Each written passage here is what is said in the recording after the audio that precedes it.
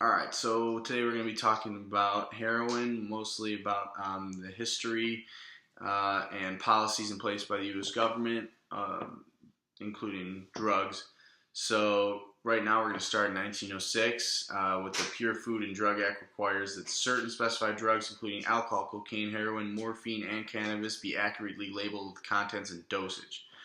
So what that did, first actually it decreased.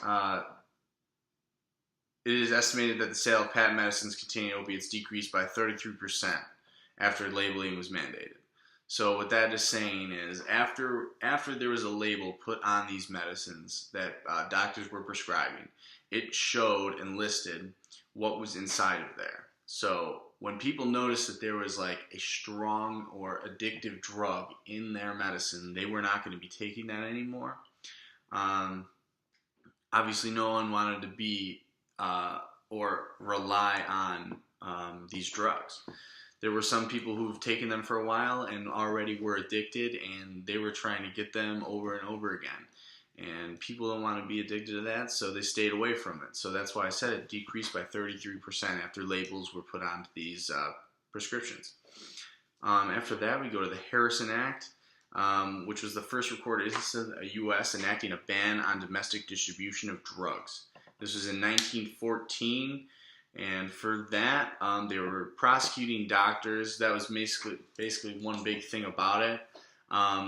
They were prosecuting doctors only because they were trying to sell a large amount of these addictive drugs. Even with the labels on them, they knew what they were selling. They knew that they were just going to be passing this on to people they would be addicted, but it was just something that would keep them comfortable. Whether or not they thought it was right or wrong, they were wrong because of such an addictive drug and getting all these people hooked on it. If we go up to 1970, which is the Controlled Substance Act, this is stating that when they did this, a lot of the funding for it actually went to treatment of patients. So that's kind of cool. So we'll move on to 1979, where it says that the U.S. peaked with 25 million Americans who used illegal drugs. That's in 1979. So as you can see, even the few things I listed right now, all these policies that the U.S. put into place really wasn't doing too much. Even if we started in 1906 when it went down 33%, I mean, what was it before? That's pretty cool well, not cool, but it's pretty cool. In 2001, especially with heroin, sorry.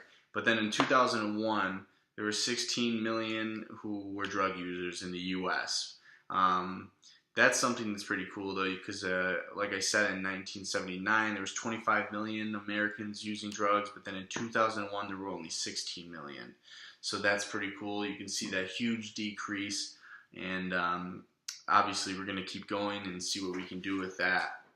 But obviously, opioids and heroin are one of the most dangerous drugs that you can take nowadays, and I'm sure everyone's affected by a death or an overdose. You know someone or something, you've heard something about it, and it's a really big thing today. Drugs have always been a big problem, and heroin especially seems to be one of the most dangerous drugs to become addicted to. Right now, the physical and mental changes of heroin addiction will ruin lives and take them unless something else is done to stop the distribution of heroin around the world. So I'm Kyler, and this is a brief history on heroin and information about the users because that's what my group chose. So as we know, heroin is a unique drug because of its highly addictive nature, but also its complicated history in society. So heroin, obviously, is an opium derivative, much like morphine, ketamine, all those other means. And with these, there's a severe physical and mental dependency that develops when you take these drugs. That's why there's a very big warning label when your doctor prescribes you ketamines and morphines. So a quick history. Up until the 1920s, heroin, morphine, and all those derivatives were relatively easy to come by. There would be a medicine man sort of in his little wagon selling cough medicines, serums, and elixirs with these heroin derivatives involved in them. But that changed until the 1920s when Congress recognized the danger of these drugs and enacted the Dangerous Drug Act. But by that point, when the law was passed, it was too late. By 1925, there was an estimated 200,000 heroin addicts within the country,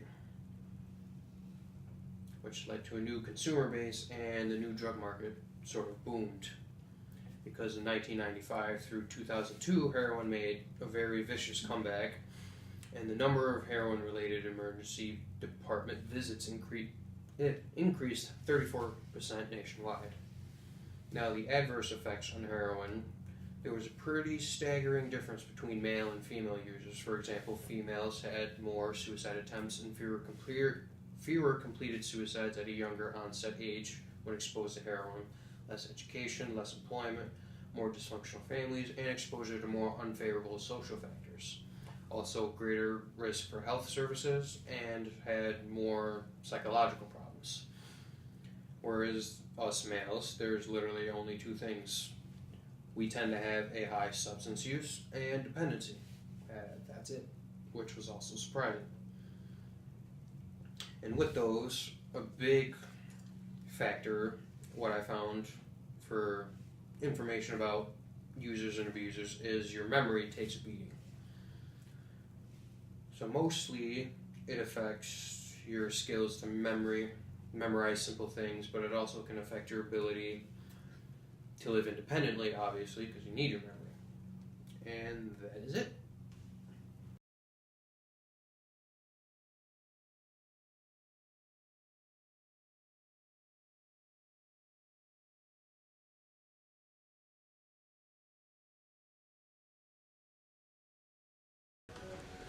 This is Grayce, your average 22-year-old. She has 2 jobs and goes to school. But Grayce lives a double life that no one knows about. She's a very studious worker.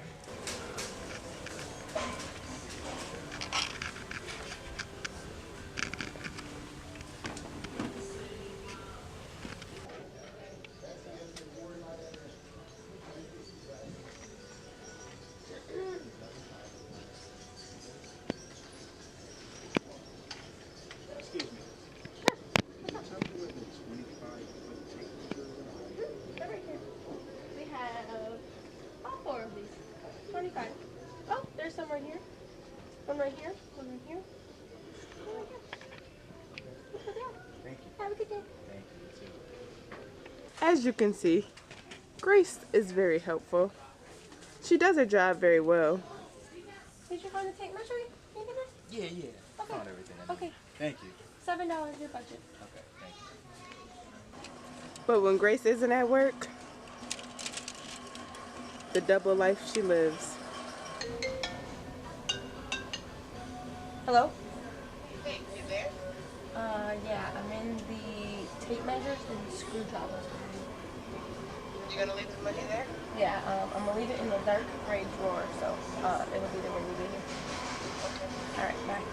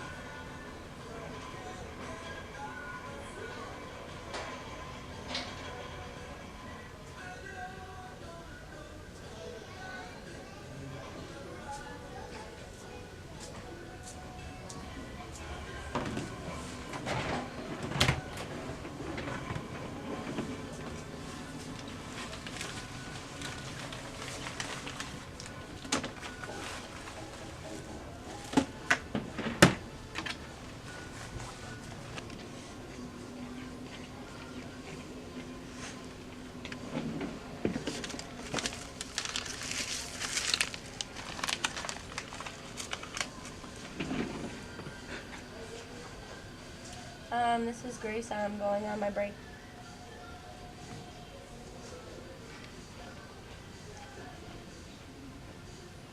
Heroin is an opiate drug made from morphine, a natural substance taken from the seed pods of various poppy plants grown in Southeast Asia, Southwest Asia, Colombia, and Mexico.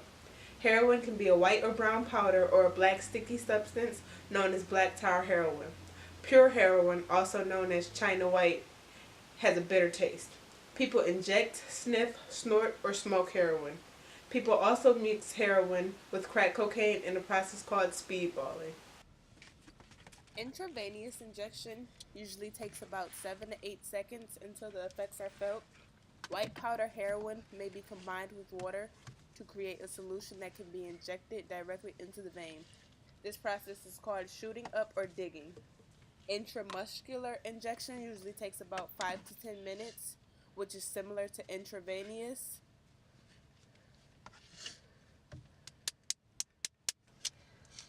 Heroin powder can also be injected under the outer layer of the skin. This method is called skin popping. It usually takes about 20 minutes to fill this. When people snort heroin, it usually takes about 10 to 15 minutes until effects are felt. When people smoke or inhale it, it also takes about 10 to 15 minutes. And when people orally take heroin, it takes more than 30 minutes. People usually don't experience a feeling of euphoria when they do this. Sharing drug injection equipment and having impaired judgment from drug use can increase the risk of contracting infectious diseases such as HIV and hepatitis.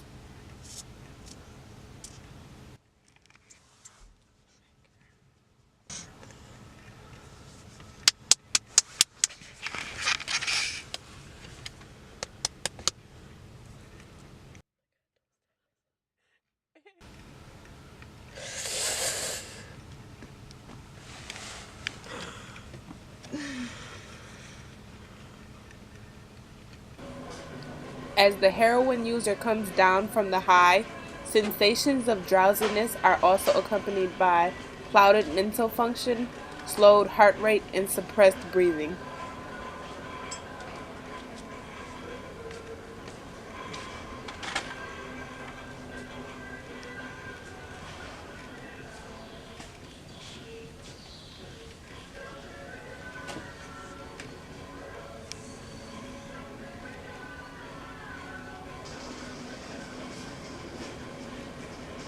Alright, this is actually the wrong size tape measure. Actually, need a 36-foot instead of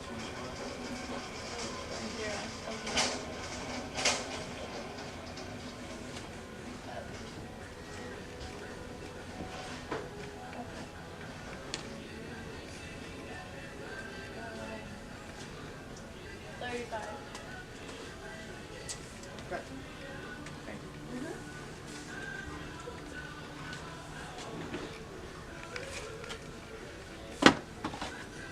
Always stealing stuff. Actually stealing things. But as you can see, Grayce's work productivity decreases significantly when she's under the influence.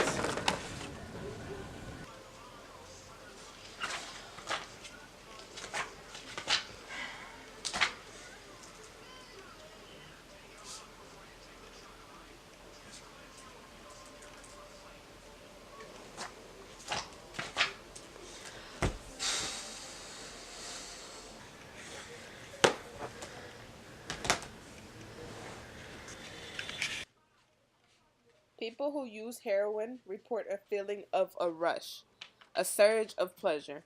However, there are other common effects, including dry mouth, flushing of the skin, heavy feeling in the arms and the legs, nausea, clouded mental functioning, and going on the nod, back and forth state of sleepiness and being conscious and semi-conscious.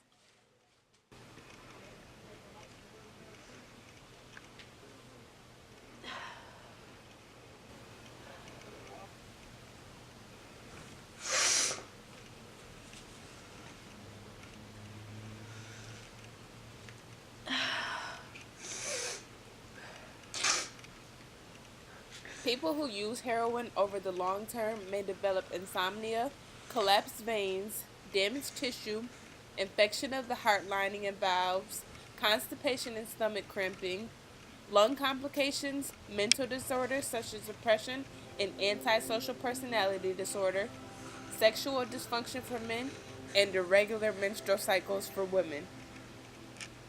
A heroin overdose occurs when a person uses enough of the drug to produce a life-threatening reaction or death.